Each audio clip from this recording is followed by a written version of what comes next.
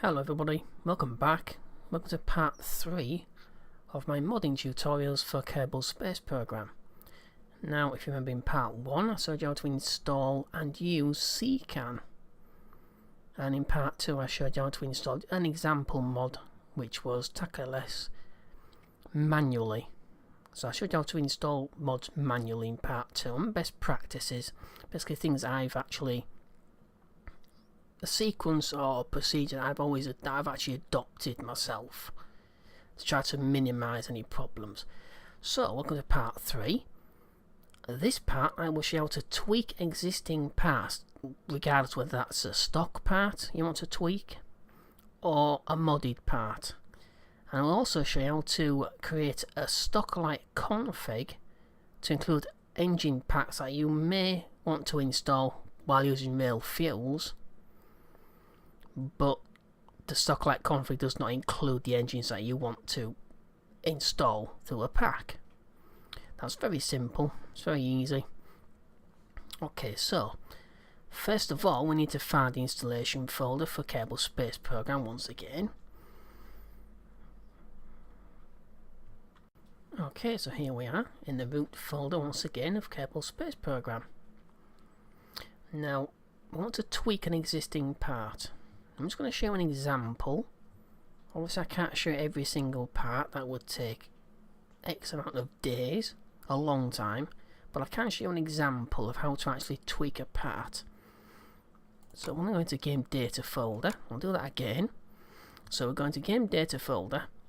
Now as per usual, as I've always stated in the previous 2 videos, remove physics and remove the part database. That is best practice. Every time you want to add or update a mod, regardless of what that is, or tweak a part, remove those 2 files. Part database and physics is always the best practice to do that.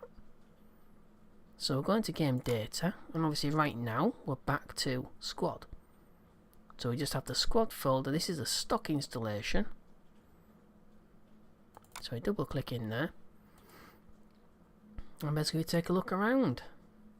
Now we see agencies, contracts, controls, experience, flags, effects, interiors, casepedia, localization, menu props, part list, and then we see parts. Now parts are basically every single component part, basically exactly what it says. So we get wheels, utility, thermal will include and does include heat shields. We have structural parts such as girders, science, resources pre-built, miscellaneous, fuel tanks, engines. Now I'm going to pick on engines for this particular mod, but you can modify command pods. So let's say you want to increase the amount of crew that a command pod can hold. You can do that. That's very easy. But I'm going to pick on engines because basically I'm going to show how to use rail fuels, how to install rail fuels. If you want to install rail fuels, that is. Myself, I prefer to use rail fuels with realism overhaul in a stock scale and even a rescale, unless you're going above 64k, as it's basically a rescale mod is called 64k, and that is 6.4 times stock. Now, it's 64% of the size of our own real world solar system. Now, stock is 1/10 of our solar system scale. But using rail fuels for anything less than 64k or 6.4k, 6.4 time real scale, it's very cheaty. You find it incredibly easy to be able to do everything, and where's the challenge in that really? But if that's what you want to do, who am I to stop you? I might as well show you how to do it. Okay, so right now back to just tweaking an existing part first of all. Very simple way, just some way you can actually get used to modding parts yourself. Very simple, very easy. So what we're going to do, we're going to pick on one engine. Now, we have SRB, Minijet, OMS engine, orbital moving system, Raptor, size 2, liquid fuel booster. So I'm going to pick on one of the liquid engines. So, which one shall we do? We have a liquid engine 24-77. We'll use the liquid engine V1. So the version 1 of liquid engine. So I want to click in there. And right now, basically, I am going to be using a little program called Notepad++. I will include a link for a download for Notepad++ if you're a Windows user. I believe there's also a Mac and a Linux version for it as well. So, liquid fuel engine. So, liquid engine, I'm going to left click on there. Right click, I'm going to click edit with Notepad++.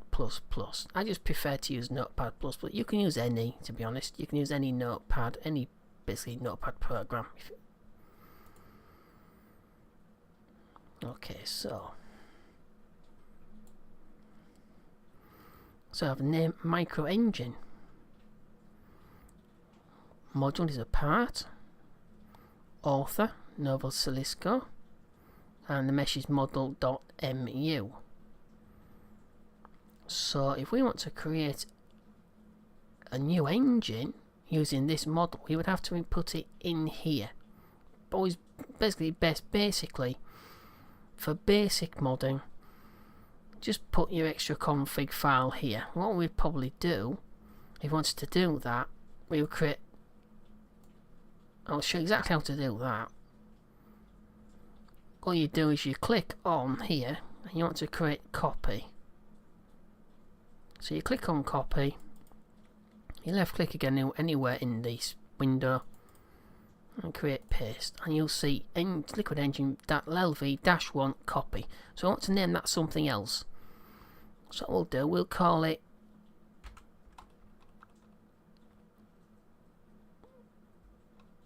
well, we've seen we have version 2, we also have a version 1-1R. So if we call this version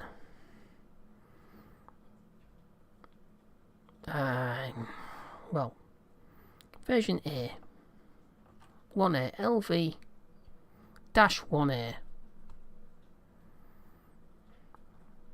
So if we call this, we need to call the actual part itself. I'll show you how to do that in a moment. So we want to leave this original version alone. So I'm going to take a look down here, see what exactly is in here. So the tech required is propulsion systems. The entry cost is $1,500. We can modify the entry cost. That's the entry cost from actual research and development, not the actual cost of the actual part itself in the VAB. If you wanted to actually attach it, it'll cost you $110, not $1,500. So that is basically R&D entry cost. That is the cost of the actual engine itself, or whatever part it is. Category is engine. Subcategory is 0.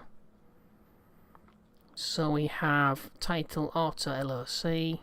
We have a number of, so it's the ANT LV-1, it's the ANT liquid fuel engine. So it's a tiny little engine. You may or may not have used it. So if we move down, so basically all the information here, like module engines effects, the actual effects of the engine, the sound that the engine actually wants to use, sound explosion low. And here is the interesting part. So we have liquid fuel, ratio is 0.9, so that's 9:1. Which is the ratio between liquid fuel itself and oxidizer. And here we have the ISP, atmosphere curve. Now the top end, which is 0, that designates in a vacuum, so that's when you're in space. It has a 315 or 315 ISP. Inside the atmosphere it has an 80. And key 3 is the actual curve, the atmosphere curve. So that basically indicates how quickly or what basically how the engine performs at higher and higher temperature. As it gets higher and higher in altitude, it increases its efficiency between 80 and 315. And that just controls what its curvature actually is. So it's very easy to just modify these. Now if I was to increase the key 1 to let's say 90, it would increase the efficiency on the actual launch pad itself at sea level. So the launch pad is depending on where you actually launch from. You can increase or decrease the efficiency of the engine both inside the atmosphere, as in on the launch pad itself, or you can increase it in space. You could put whatever figure you want here. That would increase, basically it's a massive cheat. But you can do that. So here, directly above there, we have heat production, which is basically how much heat the actual engine produces itself. And we have thrust. So if we increase that by a factor of 10, so we put 20, we'll increase the amount of engine power, the actual power level that the engine produces by a lot, 10 times. Minimum thrust 0 there, well that just basically states that you can actually turn it off. So if you bring your throttle down to 0, you can actually stop it from working, so basically it'll cut out. And obviously with the KSP stock engines, you can reignite your engines as many times as you want, unlike real fuels. Real fuels limits how many ignitions you can actually have for a particular engine, depending on the class of engine that you're using. So basically that's it. That's just a very simple example of how to actually mod a tiny amount. You can change entry cost, you can change the actual cost of the actual engine itself and the VAB. You can do this for just about any part you want to. You can modify the mass. So right now it's only 0.02. If I increase that to 0.1 or 0.20 and increase the mass by 10 times. So you can make the game either more difficult or easier. And just here you have maximum temperature an engine can actually take.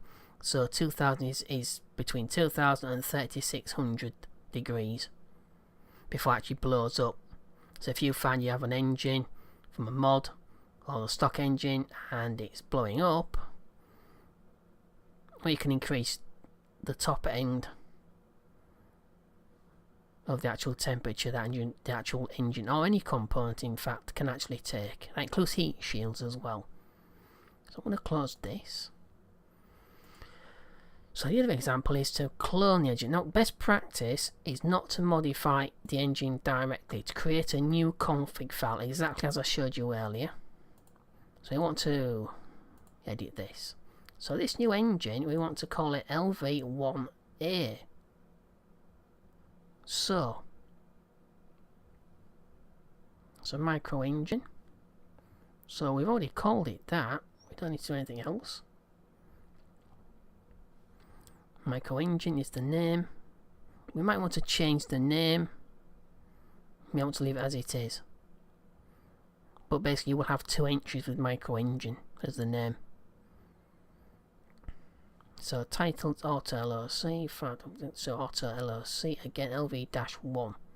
So if we change that to LV-1A, we should redesignate that as the new engine, and we can also change the name. Call it Ant, whatever. Ant. We can call it. Let's say if we wanted to increase the amount of thrust that the engine produces, we could call it Ant Super. So it's the Super Ant engine.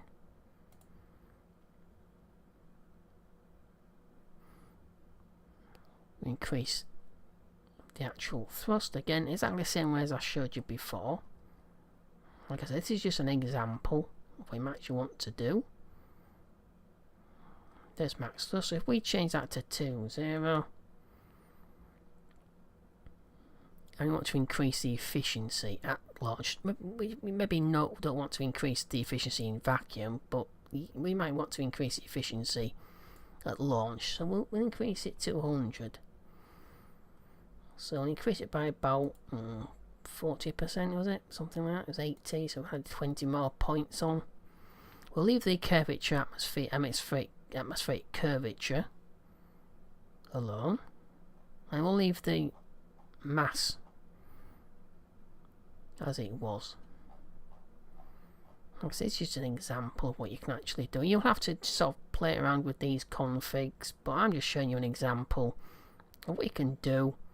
You can do this directly in the original actual engine config itself, or you can just create a new clone of the engine itself. It's very simple. It will load in exactly the same way as this one. Won't change anything. So minimum drag, maximum drag, you can change for everything. You can change temperature, like I said, maximum temperature. And that's basically it. So that's engines. We don't want to save that. So that is basically an engine. That is basically how you would modify the existing engine. Like I said, best practice is not to modify the actual original config file directly. Create a clone. So now, I'll take a look at command pods just for a second before I go and show how to actually create a Stockalike config for real fuels. So we have cupola, we have hitchhiker, storage container,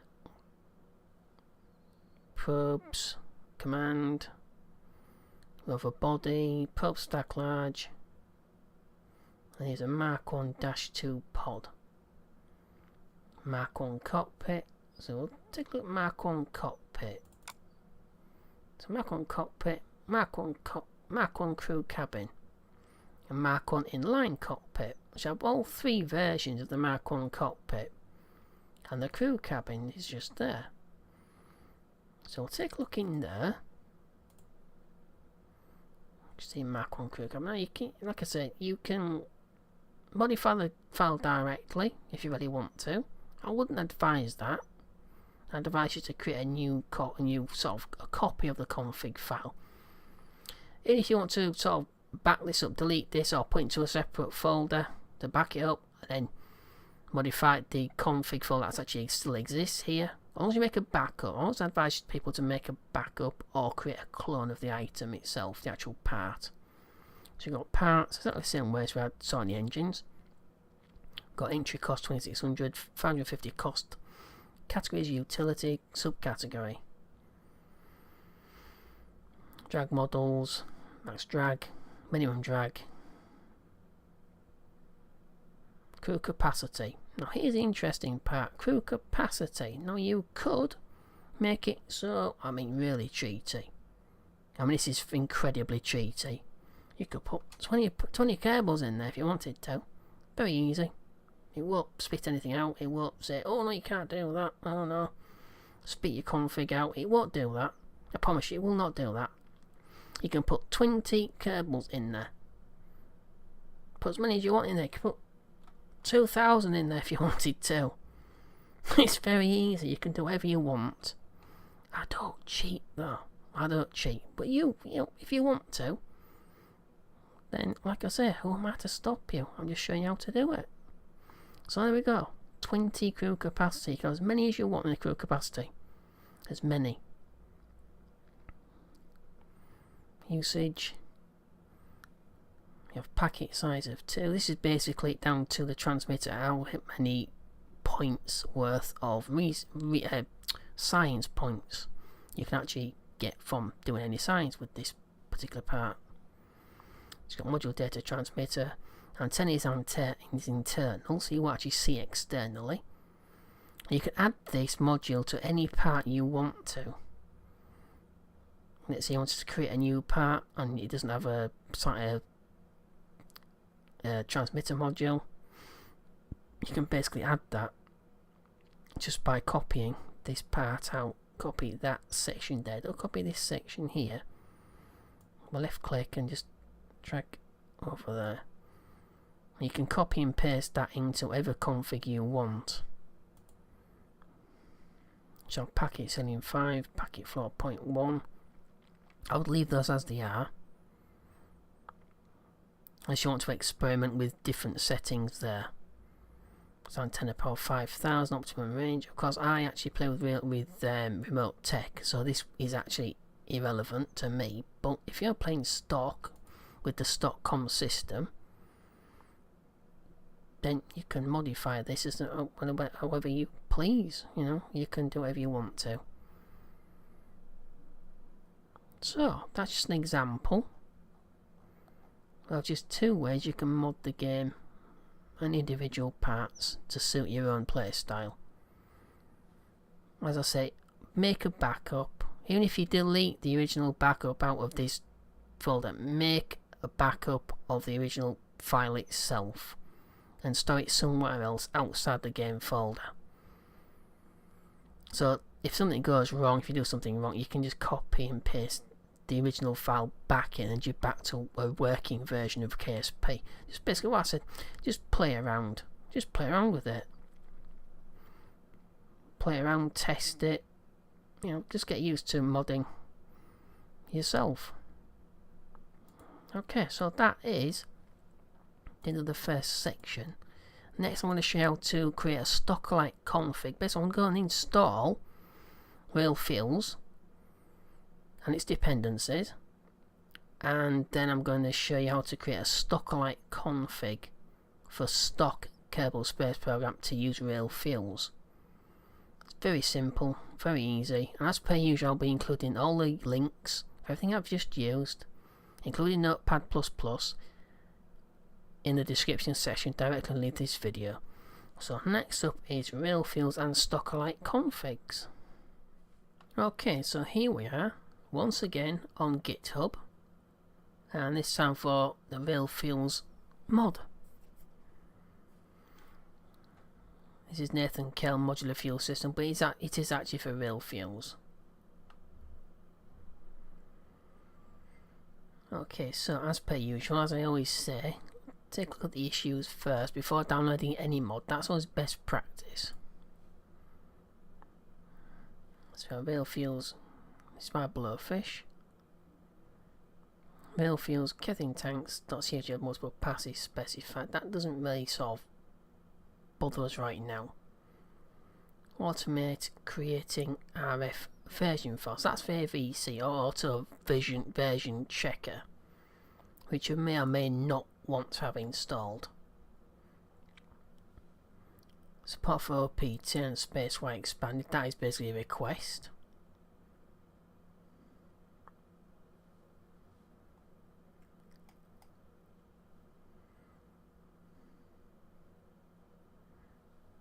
Okay, so I'm going to click on releases, and before we actually download the release, the latest version, just here, I'm going to click on the forums itself.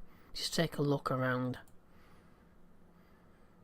see if anybody's actually had any problems. 1.3 Real Fields, 12.2.3, so that's the latest version. And rather than going through all of the posts, just click last page.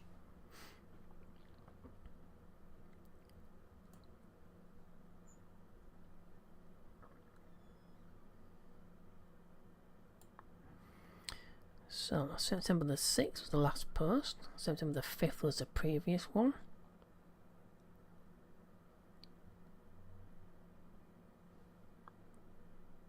So visit the support link in my signature if you're not sure how to get them.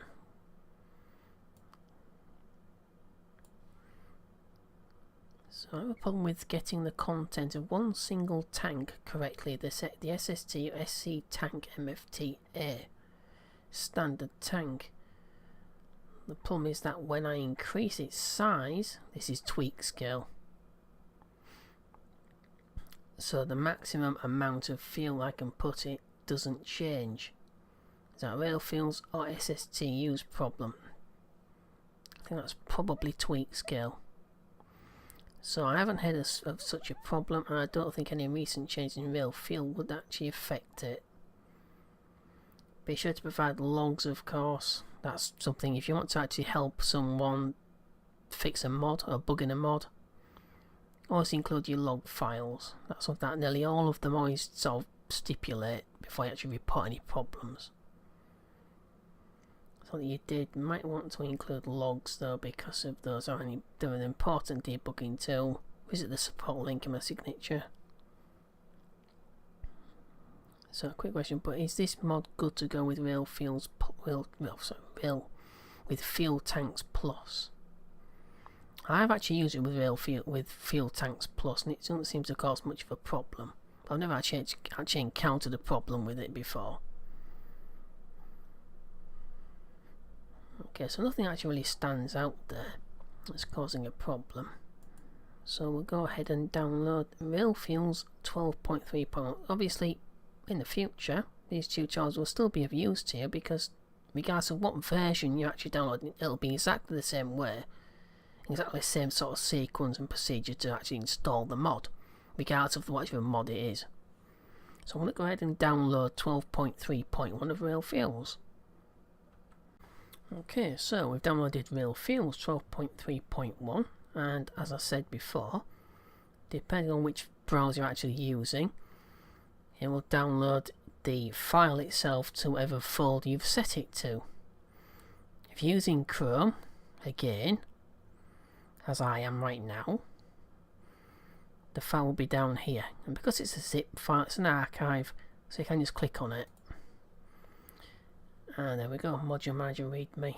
So we have, like I said before in part 2, a lot of times modders will actually include dependencies with the actual download. Now I'll show you how to download separately. Best practice is to download the dependencies separately to make sure you got the newest version.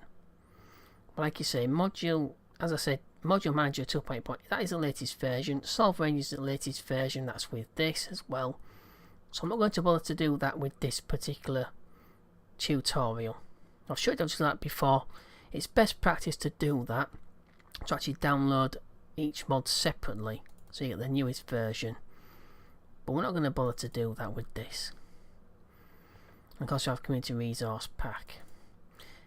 As I said, if you install this as it is, then you find that particular version of, let's say, CRP, Community Resource Pack, or Solve Range is the wrong version, you can always delete the folder out of your game data folder in case P, and then download and copy and paste, as I showed you before, the newest version. But right now we're going to just unpack game data folder directly into I'll download it into a temp folder for now. I always like to do that so I can actually control what goes into my folders, my actual game data folder itself. So I'm going to gtemp. That's just my drive and my folder. You can download it and unpack any way you want to. So now we need to find where I just unpacked, or where you yourself unpacked the archive to. Okay, so here we are. This is the temp folder which I just unpacked the archive to. As you can see, this is game data folder. We'll double click in there, we see Community Resource Pack, RealFuels, Solver Engines. Now Solver Engines is a dependency of RealFuels, and obviously Community Resource Pack CRP is obviously a dependency of RealFuels because it uses real world fuels, resources basically. So you do need CRP. And Module Manager. As I said just now, best practice is to download Solver Engines, CRP and Module Manager separately so you get the latest version, but right now that's irrelevant for this particular tutorial. So what I want to do, designate every single one of these files, right click, copy, then we need to go and find the KSP installation folder itself. Okay, so here we are, back in the installation folder of KSP. Now we need to go into game. Now once again, as I said, best practice to remove the physics and the part database file. That's always best practice, whether you add a new mod, adding a fresh mod, or modifying or updating. Always remove these two files. So I can do this one of two ways. Now, because we have a game data folder, when it unpacked, we can actually just left click there, right click and click paste.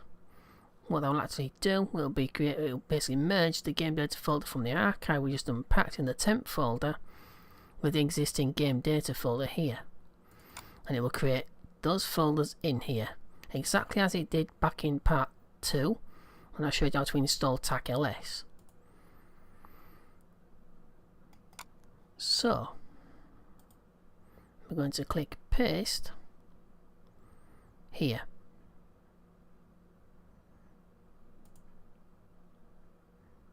As you can see, that was the wrong way of doing it, because I didn't actually do it that way. So I actually did, I did that the wrong way. That's just to show you what happens, because I didn't actually include the game data folder from the archive. So we need to get rid of these. It's very simple. I'm just showing you how not to do things and how to actually do them correctly. So we've got CRP, Module Manager, Real Fields and Stockalike solver engines in the wrong folder. This is the root folder. So delete those. We double click in here and click paste. So that's exactly where we want them. This is where we want them now, as opposed to where I just did it. So you have CRP, we have Real Fields, Solver Engines folders, so we have the 3 folders, and we have the latest version of Module Manager 2.8.1. As I said, the best practice is to go and find these yourself, especially Module Manager, and make sure you only ever have one of those Module Manager versions installed, just that one, the latest one. Okay, so that is Real Fields with its dependencies. So now we need to go and find Stockalike configs file for Real Fields, so you can use it in stock engines as opposed to always having to use realism overhaul. Some people, in fact most people, will find realism overhaul rather daunting, but that doesn't mean you can't use Real Fields in the stock, in the actual stock game itself. So I'm going to show you how to create a Stockalike config for an existing engine, which may or may not be included with the Stockalike configs file. Okay, so here we are once again on GitHub, and this time for Raptor 831's RF Stockalike configs. Now, as per usual, like I always say, best practice is to take a look at issues. So we have decoupler bag Real Fields Stockalike. RCS configs don't handle effects properly. So that's from December the 22nd, February the 9th. Try to debug October the 29th. So nothing really stands out. This one will actually stop you from using RF Stockalike with Real Fields. Now you do need a config pack for each engine that you want to add into KSP while using Real Fields. You do need a Real Fields config pack for each engine. So for each engine you need a config file mirrored so Real Fields will actually be able to use it, otherwise it won't use it, it'll ignore it. You have a Stockalike behaviour from an engine. So I'm going to click on releases. Stockalike configs version 3.2.4, latest release was released on August the 23rd by Raptor 831. And as per usual, before we download this, we're going to take a look at the forum page. So we have Stockalike RF engine configs 3.2.3, the latest version, for Real Fields 12 and above. So basically just a short sort of introduction for real fuels, Stockalike, and 3.2.4, which is very strange because various improvements fixes C commit. So that's a commit on GitHub. I wouldn't advise you to use any of those. They should know exactly what you're doing. To actually include pull requests into your configs. Like I said, this is just a very basic tutorial of how to actually add and modify and tweak parts and add mods, things like that. I'm not going to go into the advanced stuff. This is best practice, just to take a look around. So fix RCS persistent effect in release. So that's been fixed. Ion anti-nuclear thermal rocket effects updated. And committed fixes C commit, so 3.2.2. So obviously 3.2.4 is a pre-release. It's not actually been released just yet. So you may or may not want to install that. Myself, I wouldn't bother. You can always update config files. They should not break your save games. They should not break your save games. Generally speaking, it's pretty safe to install new configs for engines, especially something like this. So I'm going to take a look at the very last page. Just see if anyone's actually having anything sort of standing out, a major problem. So various posts by different people. Okay, our config will probably work fine. So we'll take a look what he's talking about first. So I was looking at the configs files to see if I was able to understand, and I took an engine that is in real engines and Farsa, the AJ-10137 for comparison, and I took a look between the Stockalike and the RO, that's realism overhaul config. That is yeah, you can do that. And the RO config for real fuels mass is 0.295. This is the difference between mass between realism overhaul and the Stockalike. Stockalike is compatible with stock scale, whereas RO configs reduce the mass by a lot more and increase ISP. That is basically for Stockalike, and then compared to stock, the actual rescale for realism overhaul, which is RSS, which is our real world sort of scale for our solar system, which is 10 times the size of stock. So our config for Farsa mass 0.650 there. So Stockalike config for Farsa equals mass 0.385. The same with, I think it means thrust curve and others. Let's be honest, I don't really know how all this works, so sorry if I'm not volunteering. I'm going to use the RO config and hope for the best. So if he's using stock scale, that'll give him a massive advantage. So the RO config will probably work fine, but so what I do when I make configs is to keep the thrust locked at the same power as the original stock mod engine. And that's the difference between realism overhaul. It will actually increase the amount of power you get from the engines back to up to real world values. So you can use it in the same places and adjust the mass to fall in line with realistic thrust to weight ratio for its type and thrust. So basically, depending on the class of the engine, you'll modify type and the thrust itself. The only problem with using RO configs with RF Stockalike is going to be the size. If you use real size F1 on your Apollo clone, it'll take up a lot more space than you really want to. So obviously the size of the model is also modified with the configs as well. Which is why I say RF Stockalike is best suited for 6.4. So that's exactly what I said at the beginning of this video, and I mentioned real fuels first. If you're using Stockalike, it's best to use it with 6.4 resale, which is 64% the size of our real solar system, as opposed to 1/10, which is stock. if you go above 64K or 6.4 times, you will want to use RO configs, because it'll be far too difficult to get to orbit, even without a payload.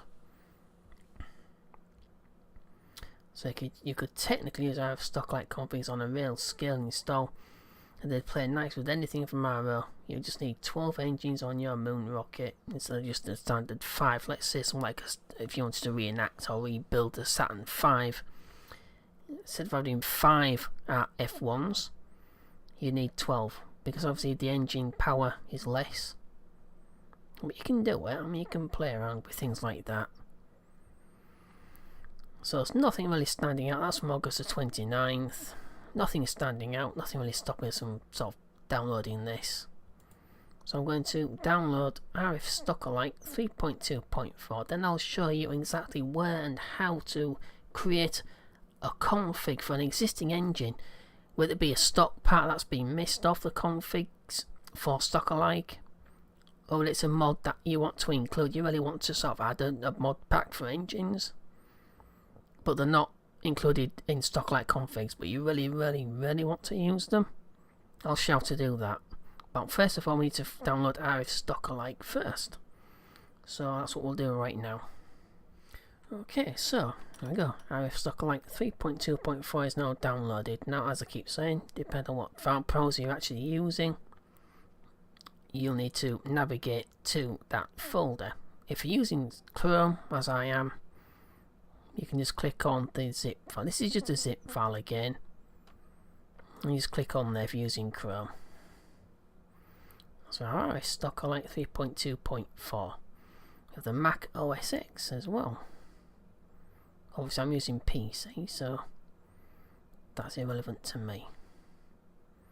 So README, license, DS store, and game data.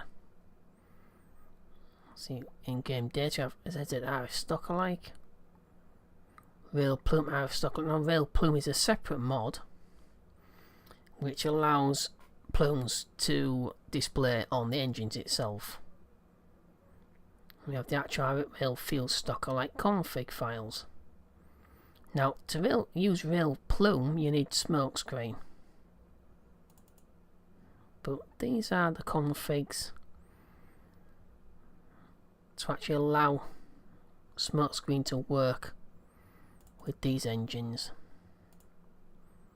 That's optional. It's best if you actually use Real Plume.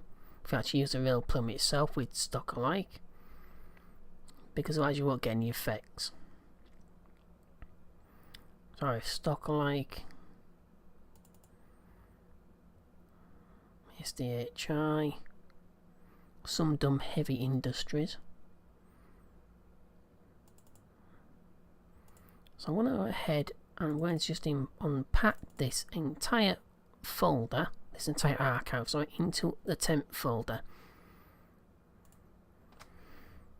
So I always unpack things to my G drive or my H drive. This time I'll use my temp folder again. So it's always best to do that rather than try and copy and paste, sort of empty stuff out directly into the game data folder of KSP. Okay, so now I need to navigate to my temp folder where I just unpacked the archive to. Okay, so here we are, back in the temp folder. Now I see the other mod I just downloaded before, Real Fields. Its game data is still in here, as you can see. But this is Real Fields Stockalike. So here, exactly what we saw in the archive itself. We have a README, a license, and DS store in the game data folder. We'll take a look at the README. So this is a config for the Real Fields mod, designed to fit in with stock as opposed to RO. This will be best with stock and stock aligned mods on a stock scale Kerbal, or up to 6.4 times the size of standard stock Kerbal. As I said before, if you want to go above that, I would just go with Realism Overhaul. It's much more simple than trying to do it yourself. So if you play stock, you should set the Real Fields setting, use realistic mass to false. And I'll show you exactly what I mean by that. So use realistic mass. So the fields setting config file. So I think I'll show you that right now, so it remains relevant to what I'm talking about at this particular point in time. So we want to set use realistic mass false. So what we'll do, I'll show you in this particular. I mean, obviously you need to go and do this in the actual KSP installation folder, but I'll show you in the downloaded folder right now. So go into real fields. So you look for settings. And there we go, real settings just here. So I'm going to use, as I said before, I use Notepad++. You can use any Notepad program you want, any text editor. So there we go, right at the top, use realistic mass true. So you want to delete that and put false if you want to use this with Stockalike. So we'll just tap in false. And there we go. All you need to do is save that. And it will not use realistic masses. So that's okay for Stockalike. If you wanted to use this within Realism Overhaul, obviously I would leave it with default as true. Because you don't want to be using stock KSP masses when you're using a large solar system like 10 times the scale of stock, which is real sort of scale. So that's basically very simple. So basically you're just telling real fields to use false. So you don't want to use realistic masses. Very simple. Okay, so we'll go back into Stockalike. So we want to copy and paste RF Stockalike and RF Stockalike, real field Stockalike, and real plumes RF Stockalike, and ZZ RF Stockalike. So designate both of those. Now you can do this one or two ways. Do it individually, which take a lot longer. Or you can hold down the Control key and left click each folder. Or you can hold down the left mouse button and drag and then release. You do it any of those ways, to be honest. I'm going to click copy. So you right click and copy. Now we need to go and find, once again, KSP's root installation folder. Okay, so here we are once again in KSP's installation folder. Now we need to go into, or we can do it one of two ways again, as I keep saying. You can left click, right click, go down to paste, left click paste. And that will, as I said before, it will just copy the folders that we have in the clipboard, which is what happens when you click copy, into here.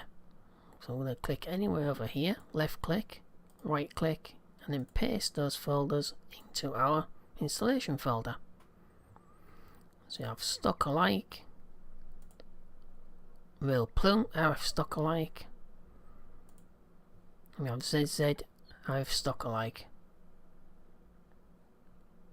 Okay, so what we need to do is to go into our Stockalike.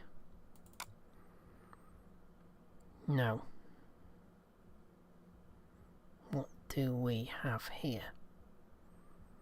So let's just presuppose that we have an engine that we want to add into Stockalike. It's actually quite easy. So I'm going to add one of the squad parts, one of the squad engines in. So go into parts, go into engine, and we'll pick on the same engine we did before. Liquid fuel engine LV-1. So go into edit with Notepad. But first of all, I want to create a clone. So we want to create a clone of this. So we'll click on copy. Then we'll go back to Real Fields Stockalike We're going to click anywhere here, right click, and then paste this engine in. That's just half of the job. So we'll open this up. I'll just get rid of that. Okay, so now we need to go and find the Stockalike Railfields config tool, which is basically like a spreadsheet, and it's been provided very kindly by Raptor 831, and it basically allows you to configure any engine you want into Railfield Stockalike configs. So we need to go and find that website right now. Okay, so here we are. Now this is basically the front page for the Stockalike configs tool. This allows you to basically create your own config for whatever engine you want to add. So we have blank template engine. Now these are examples of engines that have already been included. There's quite a large selection, but you may or may not want to add a particular engine. There's KW Rocketry, there's various other mods listed here. There's Farza, Falcon Tech, there's Blue Dog. Let's just presuppose that there's none of the engines here that you actually want, you actually got in a part pack. You want to add a new engine. It's very, very easy to do. Just click on blank template, because you want a fresh blank template. What I want to do, I want to bring it along the original config file for the original engine. I want to configure for Railfields Stockalike. Now what this actually does is when you add the information in for the original engine, it will modify the mass, the ISP and everything else to make it come into line with Railfields. Very simple to do. So we need to find the original config that we opened up for the original engine that we want to actually create a config for. Okay, so here we are. Liquid engine LV-1.cfg. Now this is Railfield Stockalike liquid engine LV-1CFG. So this is the one that we've just copied and pasted. So I've name for the part. So what we do then is we left click, hold down the left mouse button and drag along here. Once we have designated the whole thing, highlighted the whole line, release left mouse button, then right click and select copy. So what we want to do, we're taking this name and we're putting it into here, into the new engine ID. So that's what we're going to do. So we double click in there, but you could do it one or two ways. You can double click and then tap delete, or you can single click and just tap the back arrow key, and then right click and paste the new engine title, the actual engine ID there. So what this will do, it will actually override the original config, but only with the information we're actually entering here. It will override all of the engine config itself. So new name, we don't want to create a new name, so we'll keep the name the same. So we'll click on paste. Now you can clone the engine itself and create a new name. Exactly like I showed you earlier, manually you can do this through here itself. So we can call this the new name, the new config, anything we want to, but we will create two engines.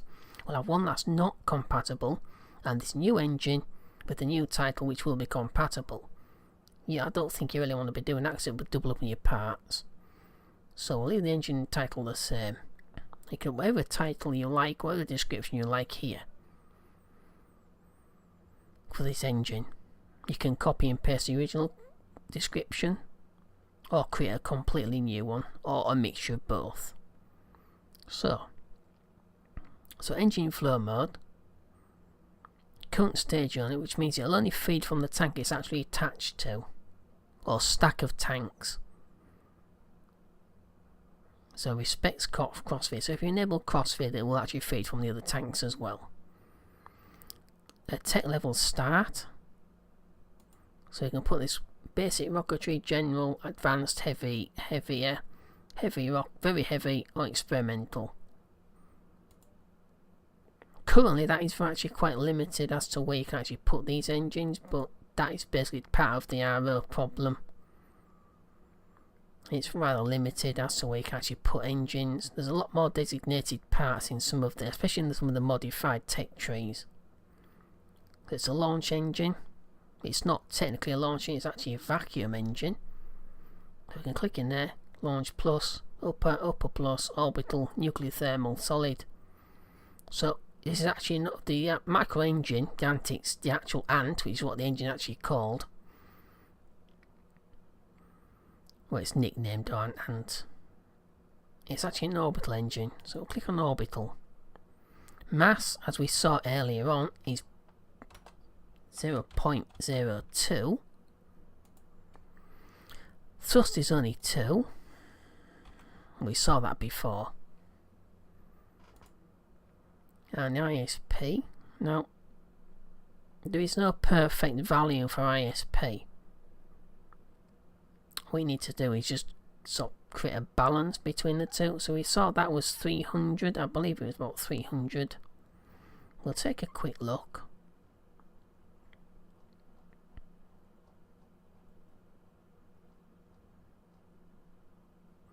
$315. So if it's because this is an orbital engine, we want it to match the same efficiency in the vacuum environment as the stock engine itself. So it's 315. So if we take this, increase it to 315. So we saw that just flash green just then. You can't get an exact number. Well, you could actually modify one of these. So I could change that to maybe 0.1. Go to 0.2. So go to 0.1 and then 5. So you can modify that manually while just using the up and down arrows. And this was 80.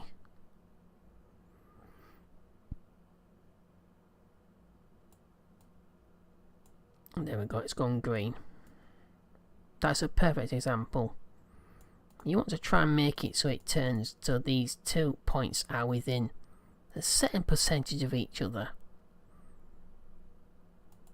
You don't have to,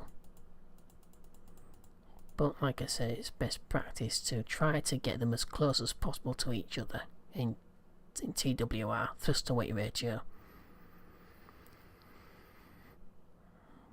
Now we have throttle options. So throttle options are basically, you can fully throttleable, use default, which is basically the config that the engine actually comes with. So you can actually designate a tech level. So you actually set a tech level depending on, let's say if you're on tech level 1, it'll only be throttleable to maybe down to 80%. So it's 100% or 80%. A higher tech level, you could use it down to maybe 50 or 30%. Or even 0. You have custom throttle and unthrottle, which means fixed throttle, which basically you would use for a solid rocket booster, which are usually unthrottleable. So you have kerosene, liquid oxygen. There's a ton of different engine fuels for you to use. This is probably rather daunting for people at first. So I would stick with whatever the original engine would probably have used. So I'll say orbital moving system. I would stick with either hydrazine, standard hydrazine, or one of the other hypergolic fuels.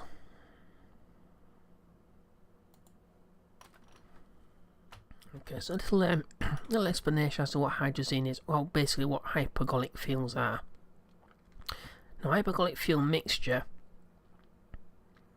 is basically a self-igniting mixture of fuels where they self-ignite themselves. So you would have something like, let's take a look.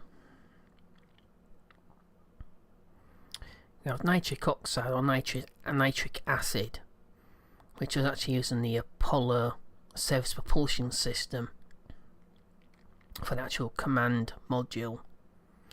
Now that could only be restarted so many times because nitric acid will actually eat through metal piping.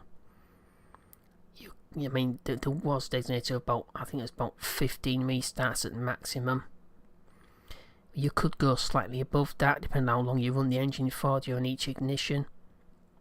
But it's highly dangerous. It's highly, basically it wouldn't be recommended to go above 15 restarts for something like a hypergolic engine. So we'll leave that with hydrazine. Hydrazine being the fuel that was used for Apollo system for the RCS, as well as a mixture of hydrazine and nitric acid, not hypochloric acid.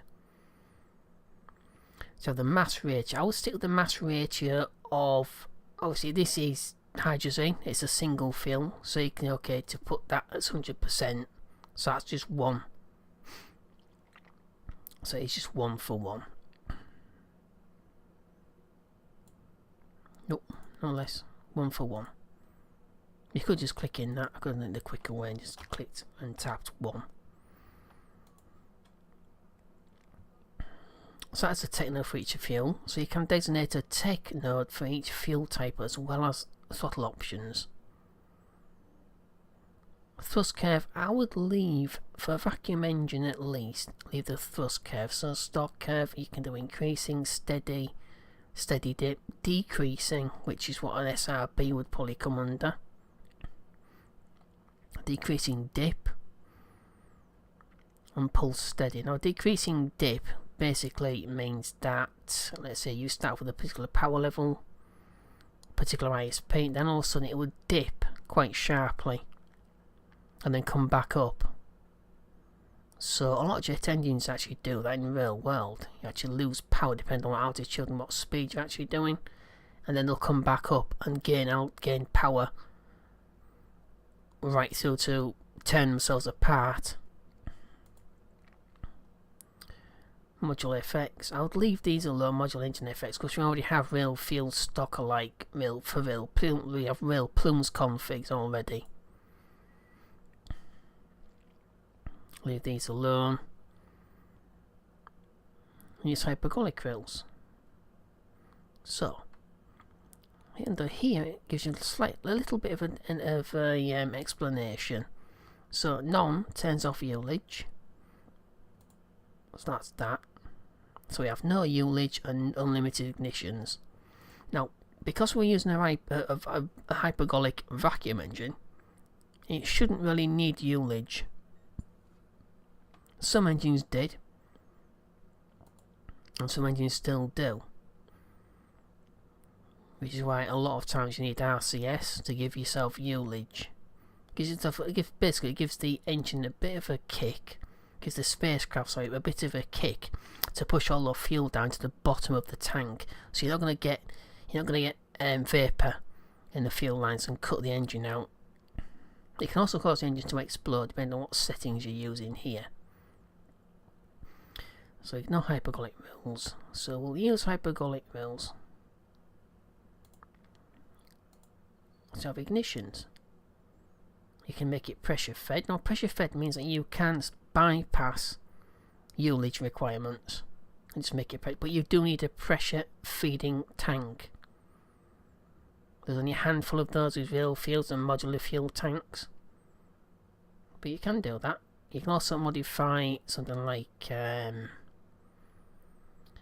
particular tanks to use a pressure fed configuration as well, called a service propulsion tank or service tank. So you can designate however many ignitions you want. So you can go up to 12, 15, 20 ignitions, 24, and so on. Okay, so that's about it for the basic sort of how to include a config for Stockalike configs for real fields. Like I say, it's just a sort of a basic example of how to actually add things in, just to get you started. So what you would do now, once you'd finished designating your engine, basically configuring your new config, you select config for copy. And all of this will be able to be selected exactly the same way as if you was to do something in Notepad or Notepad++, as I've actually done earlier. Just drag and copy all of this in. So you'd right click anywhere within the blue area that's been designated, so you right click, click copy. Now we want to go back to the other config file that we copied all of this information from. So let's open the original config. What to do? I want to overwrite all of this, because basically what this actually did, this will actually override, once we add this information in, we want to overwrite all of this, because only this information, wherever you see an @ sign there, will actually override the original engine itself. So we're not going to actually delete or modify the actual engine itself. We're just going to copy all of this into the new config. So the original config in the stock folder will not be touched. Module Manager will just override it during loading. So I want to designate all of this, then right click and copy and basically copy the whole thing in. So we'll click paste. So there we go. That is your new engine config. We see name is now hydrazine, config is now hydrazine for fuel, max thrust is 2, heat production is 70. Now you can modify that manually to match the original config if you want to.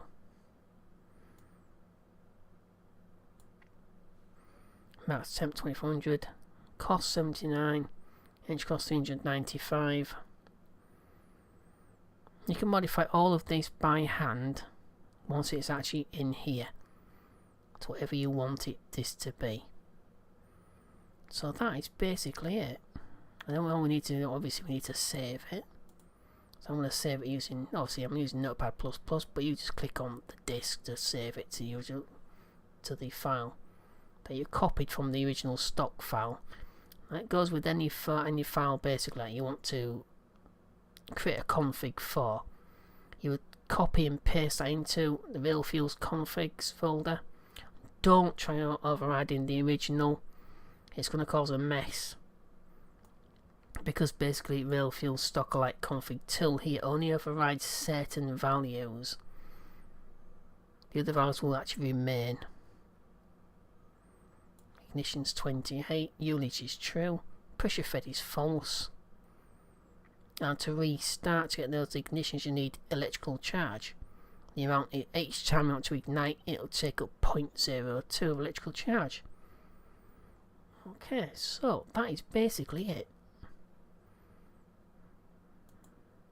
I recommend you play around with this. It's a lot of fun doing your own,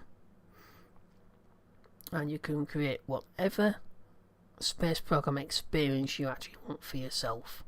It's very easy. Okay, so that's it. Okay, the next part 4, I'm going to show you how to create a flag for your space program. That is really good and very easy. Really easy. I hope you enjoyed this tutorial. I hope it's useful to you. I do hope it's useful to people. If you have any questions or comments, leave them in the comment section directly under the video. And share. If you think that someone needs this or would be interested in it, then share it with them. Obviously, I can't share my own videos with everybody. I do have a Facebook page and I have a Twitter page as well. So pop on there and follow me and subscribe. So I hope you found this useful, and I'll see you in part 4. Thanks for watching. Bye bye.